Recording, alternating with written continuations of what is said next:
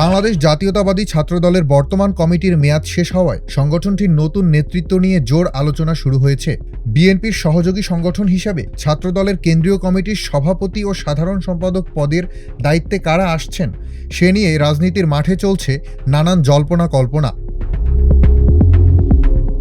নতুন কমিটির সভাপতি পদে আলোচনায় আছেন বর্তমান কমিটির সাধারণ সম্পাদক নাসিরউদ্দিন নাসির, সহসভাপতি খোরশেদ আলম সোহেল, সহসভাপতি মঞ্জুরুল আলম রিয়াদ, সহসভাপতি ডাক্তার তৌহিদুর রহমান আউয়াল, সাংগঠনিক সম্পাদক আমানুল্লাহ আমান এবং যুগ্ম সাধারণ সম্পাদক মমিনুল ইসলাম জিসান। কেন্দ্রীয় কমিটির সাধারণ সম্পাদক পদে কয়েকজন নেতার নাম সামনে এসেছে।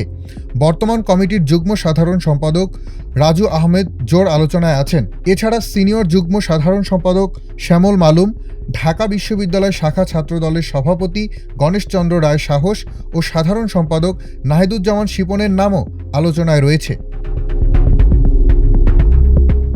নতুন কমিটির সাধারণ সম্পাদক পদপ্রত্যাশী রাজু আহমেদ বলেন, কমিটি গঠন একটি সাংগঠনিক প্রক্রিয়া। বিগত সময়ে যারা আন্দোলন সংগ্রামে মাঠে ছিল তাদেরকে দিয়ে কমিটি করলে তৃণমূল নেতাকর্মীরা খুশি হবে। সংগঠন এবং সাংগঠনিক অভিভাবক তারেক রহমান চাইলে যে কোনো সময় কমিটি হতে পারে।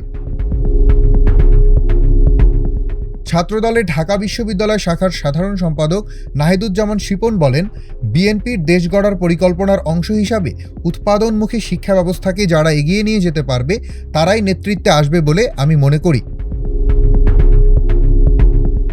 নতুন কমিটির বিষয়ে ছাত্রদলের সাধারণ সম্পাদক নাসিরউদ্দিন নাসির বলেন, আমাদের সাংগঠনিক অভিভাবক তারেক রহমান যখন চাইবেন তখনই নতুন কমিটি হবে, তবে এখনই কমিটি হচ্ছে কিনা সে বিষয়ে আমাদের কাছে সুনির্দিষ্ট কোনো তথ্য নেই।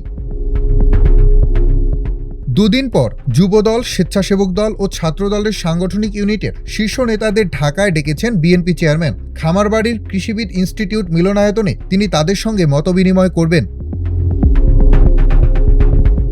এদিকে ছাত্রদলের পুরানো ঐতিহ্য ফিরিয়ে আনতে সিলেকশন পদ্ধতির পরিবর্তে দলীয় কাউন্সিলের মাধ্যমে নির্বাচনী প্রক্রিয়ায় কেন্দ্রীয় কমিটি গঠনের বিষয়ে নতুন করে আলোচনা এসেছে। তবে শেষ পর্যন্ত কারা আসবেন ছাত্রদলের শীর্ষ দুই পদে তা পুরোপুরি নির্ভর করছে বিএনপি চেয়ারম্যান তারেক রহমানের চূড়ান্ত সিদ্ধান্তের উপর।